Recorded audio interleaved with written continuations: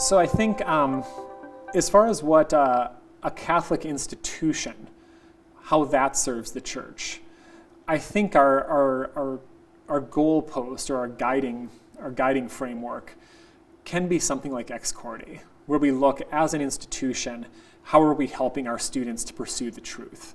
That's been a theme of my comments so far, but I think it is a really good and helpful one.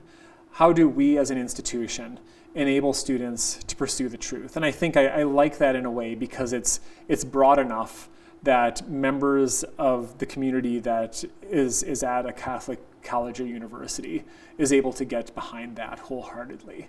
I think for Catholic scholars, there's maybe a more precise way in which Catholic scholars should be serving the church. I'm a big fan of Bishop Barron, and Bishop Barron talks a lot about the role that theologians specifically are to play and in relationship to the church and the magisteria.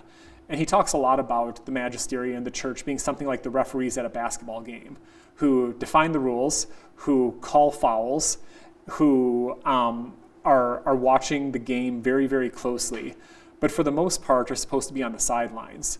The players, in turn, get to do the playing, and they get to exercise great amounts of creativity, and they get to exercise great amounts of personality within the parameters of the rules that are set for them by the game of basketball.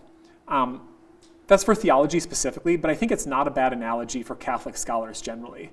And thinking about what are the rules, what are the guidelines, what are the boundaries and the state of play that's been defined by the church and by the magisteria, and then starting to play the game within those boundaries and thinking creatively within them and pushing the game to places that it's never been before.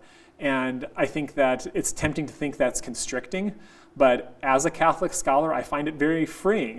If you just take a basketball and go out and you sort of do whatever you want with it, things descend into chaos very quickly. Either you're not playing a game, or people are trampling over each other, or people are, they're